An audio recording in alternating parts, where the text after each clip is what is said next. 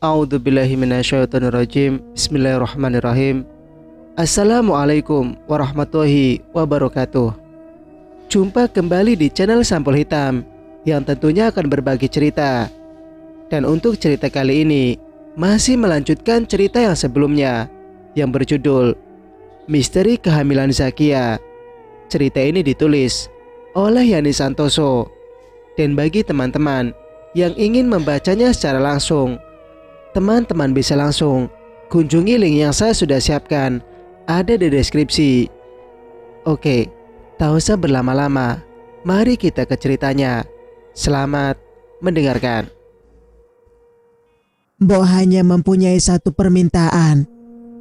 Menikahlah segera, jawab Mbok Darsi ketika orang tua Damar bertanya tentang syarat yang harus mereka berikan untuk menikahkan Damar, anaknya, dengan Westi.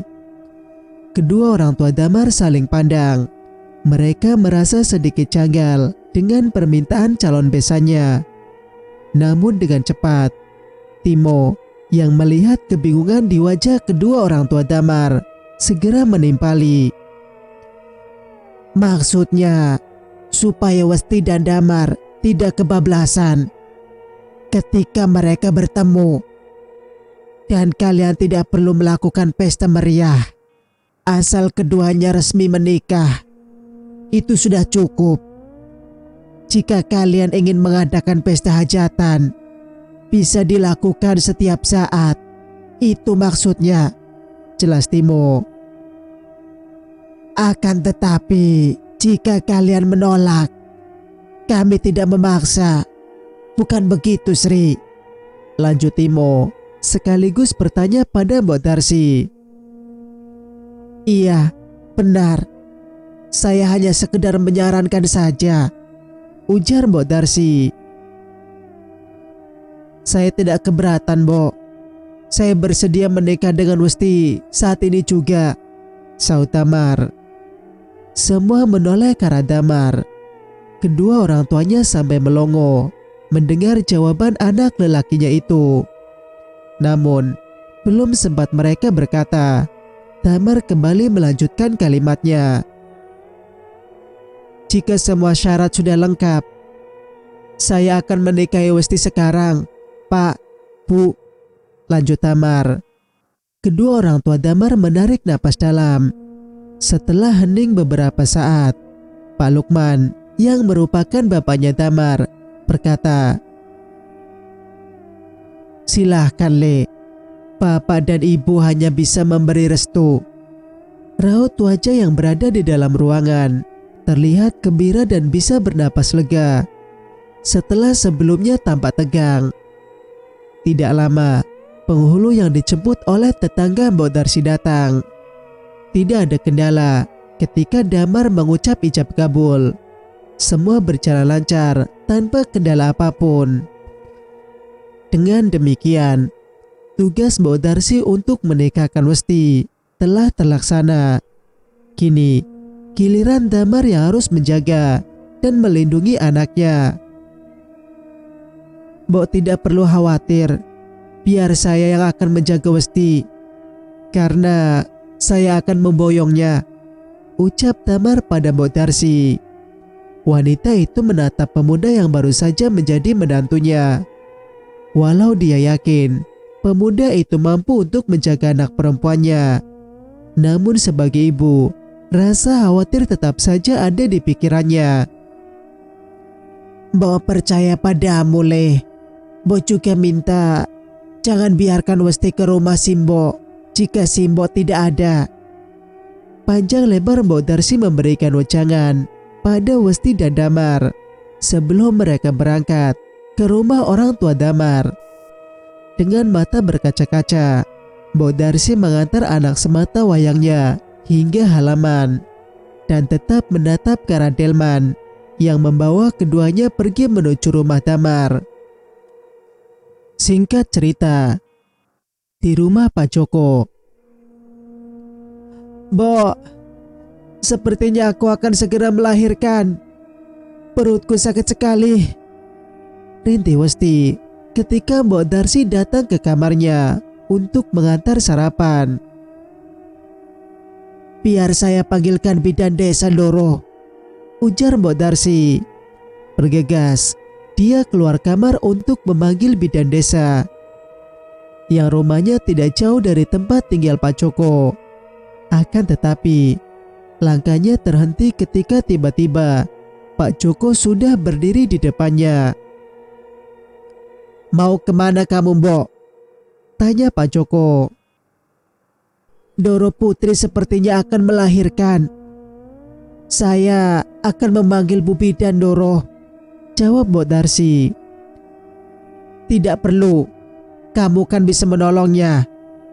Mbok Darsi terkejut mendengar ucapan Pak Joko. Dia tidak menyangka jika tuannya itu melarang dirinya untuk memanggil bidan untuk menolong persalinan istrinya. Sementara itu, dari dalam kamar terdengar teriakan dan rintihan Westi yang menahan sakit. Tapi Doro Putri, apalagi yang kamu tunggu? Cepat siapkan perlengkapan dan peralatannya," hardik Pak Joko. Dengan rasa ketakutan, Mbok Darsi bergegas meninggalkan Pak Joko yang masih berdiri di dekat pintu. Wanita itu berlari menuju dapur untuk mengambil air hangat dan kain. Sementara itu, dari dalam kamar, suara teriakan dan rintihan kesakitan masih terdengar, membuat hati Mbok Darsi teriris ketika mendengarnya. "Duh Gusti, semoga dia kuat menahannya," lirih Mbok Darsi sambil mengusap dadanya. Sebagai seorang wanita, dia tahu persis bagaimana rasa sakit ketika akan melahirkan. Dan saat ini, majikan perempuannya harus berjuang antara hidup dan mati. Namun di sisi lain, suaminya justru melarangnya untuk memanggil bidan yang akan menolong persalinannya. "Mana bidannya, Mbok? Apakah kamu sudah memanggilnya?" tanya Westi ketika melihat Mbok Darsi masuk seorang diri tanpa ditemani bidan. "Maaf Doro, saya yang akan membantu persalinannya karena Doro Tuan melarang memanggil bidan," jawab Mbok Darsi. "Aduh, sakit sekali, Mbok. Tolong aku," rintih Westi. Wajahnya basah oleh keringat. Mbok Darsi menyeka keringat yang membasahi wajahnya. Lalu perlahan, wanita itu menuntunnya untuk menarik napas. Walau tidak mempunyai keahlian dalam membantu sebuah persalinan, namun dia ingat bagaimana dan apa yang harus dilakukan saat dia melahirkan anaknya waktu itu. "Mbok, aku tidak kuat. Bantu aku, Mbok," ucap Westi dengan suara terengah-engah. Napasnya turun naik. Walau sudah berusaha mengejan, namun bayi di dalam perutnya belum mau keluar, bahkan sampai tenaganya habis. "Tarik napas, lalu keluarkan pelan-pelan," Mbok Darsi memberi instruksi. Akan tetapi, justru Westi berteriak-teriak. Tubuhnya menggeliat, sementara kedua tangannya menekan perut untuk menahan rasa sakit. Di luar kamar, Pak Joko berjalan mondar-mandir. Dia terlihat gelisah. Matanya sesekali melongo keluar, seperti sedang menantikan kehadiran seseorang. Walau mendengar cerita istrinya dari dalam kamar, tidak membuatnya berkeinginan untuk masuk mendampinginya atau sekedar memberi semangat. "Aku tidak kuat, Mbok. Perutku sakit sekali. Sepertinya mau mati," ucap Westi. Setelah itu, dia berteriak kencang. Bersamaan dengan teriakan Westi, terdengar tangis bayi dan petir yang menyambar, serta gemuruh yang bersaut-sautan. Suasana menjadi hening seketika. Tidak ada lagi teriakan kesakitan dari Westi. Tangis bayi itu mendadak berhenti ketika terdengar suara petir. Suasana pagi yang cerah berubah menjadi menyeramkan. Awan hitam menyelimuti, angin berhembus kencang, lalu disusul hujan yang amat lebat. Mbok Darsi bergegas mengambil bayi dan hendak membersihkannya. Namun dia justru terhenti dan langsung mundur beberapa langkah ketika melihat sosok mungil yang baru saja dilahirkan Doro putrinya. Mbok, bagaimana bayinya?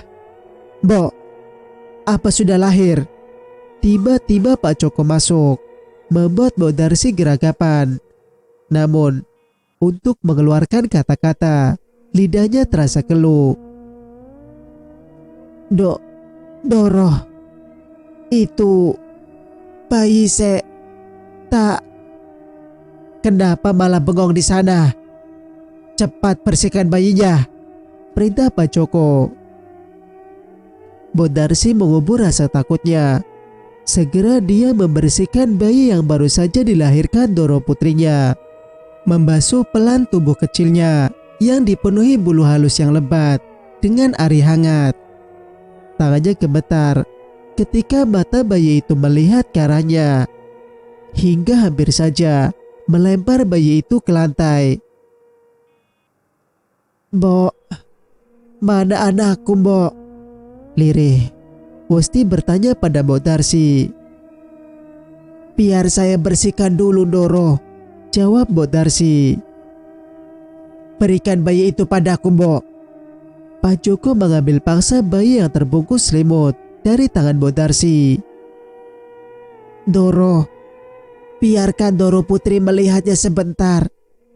Lihatlah, dia pasti haus dan lapar, ucap Mbok Darsi, berusaha meminta kembali bayi yang berada di gendongan Pak Joko. Anakku, mana anakku?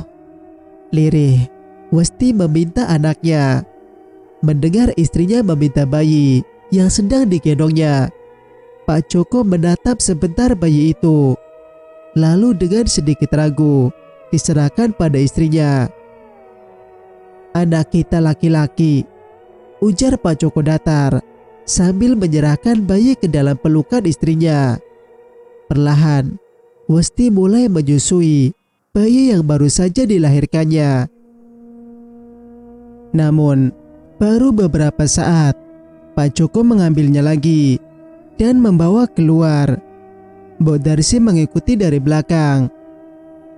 Ikuti aku, Mbok, perintah Pak Joko. Mereka berdua meninggalkan Westi yang tergeletak sambil menggumamkan sebuah nama. Dimas. Tidurlah, Nak. Ibu di sini. Singkat cerita, flashback off. Bo, apa yang kamu lakukan di sini? Mbok Darsi dengan gugup memutar tubuhnya dan mendapati Pak Joko sudah berdiri di depannya. Ini Doro putri ingin makan bubur, jawab Mbok Darsi dengan terbata. Wajahnya menunduk tidak berani menatap Pak Joko yang berdiri angkuh di depannya. Pak Joko bergeming menelisik wanita tua di depannya yang sudah menjadi abdi di rumahnya selama hampir 30 tahun. Lalu dia berkata lirih, "Ya sudah, lanjutkan kerjamu." Selesai berkata, Pak Joko berlalu meninggalkan Mbok Darsi. Wanita itu menarik napas lega. Lalu perlahan dia mengeluarkan sesuatu dari balik bajunya dan menaburkannya ke dalam salah satu mangkuk berisi bubur ayam. Dalam benaknya hanya ada satu keinginan, semua demi Hasan, cucunya. Kata-kata Westi, Doro putrinya, membuat wanita parubaya itu harus membuat pilihan. Terlebih, ada seseorang yang sedang mengancam Hasan. Akan tetapi, masih ada yang mengganjal di hatinya. Siapa yang akan mencelakakan Hasan? Sementara di rumah Gaisan, "Dek, kamu sudah bangun?"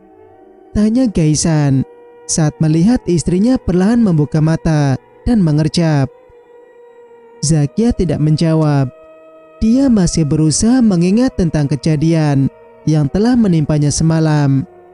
Walau samar-samar, ternyata dia mengingatnya.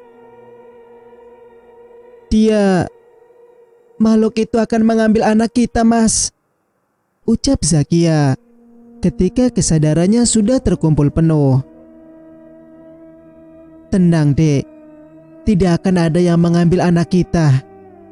Ada Mas di sini, jawab Kaisan menenangkan Zakia. Lalu merengkuh tubuh Zakia ke dalam pelukannya. Entah kenapa, rasa iba sekaligus ingin melindungi Zakia dan bayi yang ada di dalam perutnya begitu kuat tumbuh dalam hatinya.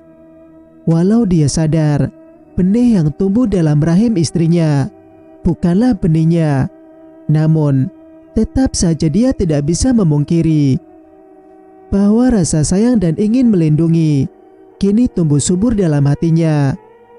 Seperti sayang seorang ayah kepada calon buah hati yang telah lama dinanti kehadirannya. Kaisan melonggarkan pelukannya. Dipegangnya kedua pipi Zakia, menatap tajam manik mata wanita yang ada di depannya, membuat dada Kaisan berdegup kencang. Perasaan yang sama dan selalu hadir setiap kali berada di dekatnya. Mata Kaisan turun, menelusuri leher jenjang Zakia, dan berhenti pada dada yang terlihat merah. Kedua sudut bibirnya terangkat, membuat lengkung sebuah senyum. Kaisan teringat bagaimana semalam dia dan Zakia memadu kasih untuk pertama kalinya setelah 3 tahun berpisah, hingga membuatnya melupakan sejenak tentang masalah yang sedang dia hadapi. Bagaimana Zakia yang selama ini menjadi istrinya begitu lembut, berubah menjadi beringas saat di atas tempat tidur, seolah kehamilannya tidak menghalangi untuk menunaikan kewajibannya sebagai istri, bahkan membuat dirinya kewalahan. Mengingat hal itu, membuat dirinya tersenyum sendiri sepanjang pagi. Dek, semalam kamu... Kaisan menggantungkan kalimatnya. Perasaan bahagia yang tadi terpancar nyata dari sorot mata kini mendadak pudar manakala tangan Zakia mengelus perutnya. Kenapa, Mas? Selidik Zakia. Dia merasa penasaran karena Kaisan menggantungkan ucapannya. Kaisan terdiam. Dia tidak segera menjawab pertanyaan istrinya. Namun, pikirannya justru melayang, mengembara bebas. Kini, pikirannya dipenuhi oleh sosok anak yang menakutkan yang sedang mencumbu istrinya. Dadanya sesak, napasnya tersengal. Tidak, tidak, teriak Kaisan sambil memegang kepalanya, mencoba menghalau bayangan tentang Zakia dan makhluk itu. Mas, kamu sebenarnya kenapa? Tanya Zakia panik. Kaisan perlahan mengangkat kepalanya, menatap Zakia yang begitu khawatir. Aku sedikit pusing, Dek, lirik Kaisan. Oh iya, tadi pagi ketika kamu belum bangun, Budisur kesini mengantarkan bubur kesukaanmu. Kamu mau aku bawakan buburnya? Lanjut Kaisan, mengalihkan pembicaraan. Biar aku ke dapur saja, Mas. Kita makan bareng, jawab Zakia. Perlahan, dia turun dari tempat tidur dan berjalan pelan di samping Kaisan menuju dapur. Mereka duduk di bangku bambu. Kaisan membuka tudung saji. Aroma gurih dan manis menguar, menggugah selera. Makanlah, Dek, titah Kaisan. Kamu sendiri tidak makan, Mas? Tanya Zakia sambil menyendok bubur, kemudian melahapnya. Tidak, Mas sudah kenyang. Oh iya, Setelah selesai makan, Mas akan mengajakmu ke pasar. Sudah lama sekali kita tidak ke pasar. Mas mau membelikanmu baju baru, juga perlengkapan bayi kita, ujar Kaisan. Zakia berhenti menyendok bubur. Matanya berbinar menatap Kaisan. Kita mau ke pasar, Mas? Beneran? Tanya Zakia tidak percaya. Iya, kita ke pasar, jawab Kaisan sambil mengusap lembut punggung tangan Zakia. Singkat cerita, delman yang mereka tumpangi berjalan lambat menuju kota. Derang sepatu kuda beradu dengan jalanan berkerikil dan suara roda yang sesekali berdecit karena membawa penumpang yang cukup banyak. Wajah Zakia berseri-seri karena ini pertama kalinya sejak menikah dengan Kaisan dia ke pasar.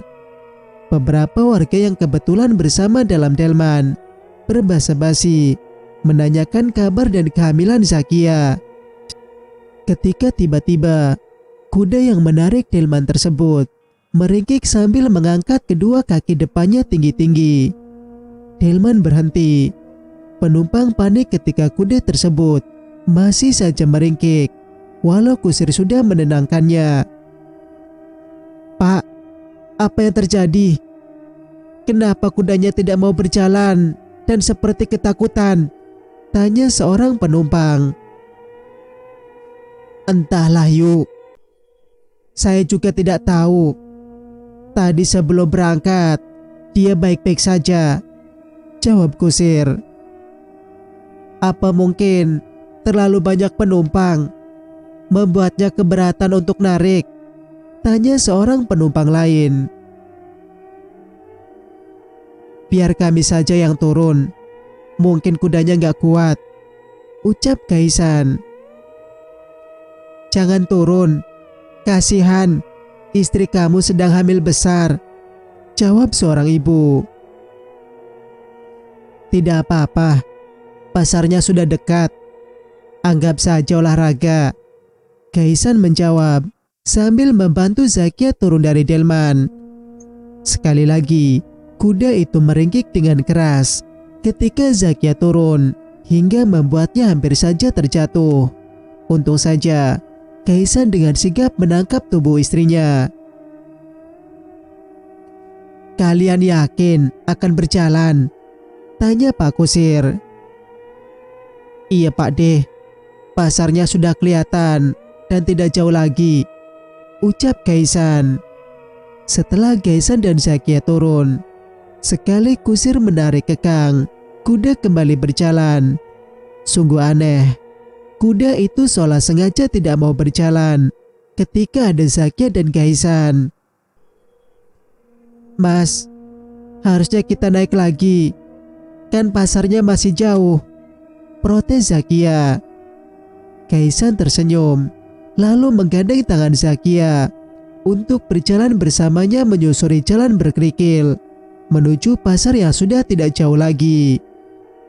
Sesekali Kaisan menoleh ke belakang, melihat sosok yang tidak dilihat Zakia. Sosok yang sejak tadi mengikutinya dari rumah dan ikut naik delman bersama mereka. Dan hanya Kaisan yang melihatnya. Dan mungkin kuda yang menarik delman tadi. Kaisan dan Zakia berhenti di depan penjual kue serabi. Wanita tua penjual kue serabi mendongak melihat pembeli yang baru saja datang. Mbok, kue serabinya dibungkus ya. Zakia mengulurkan uang. Namun, wanita tua itu diam terpaku sambil menatap ke arah Zakia. Lalu bergantian melihat Kaisan yang berdiri di belakangnya. Kalian kembar? Tanya wanita tua itu, masih memperhatikan Kaisan. Zakia menoleh ke belakang, melihat Kaisan yang tampak kebingungan sambil menggaruk kepalanya yang tidak gatal. Darah Kaisan berdesir, jantungnya berdegup kencang ketika dia menyadari sesuatu. Ekor matanya melirik ke samping dan beberapa saat Dia merasa aliran darahnya benar-benar berhenti ketika dia melihat seseorang yang begitu mirip dirinya berdiri tepat di sampingnya, menatap Zakia dan dirinya sambil tersenyum.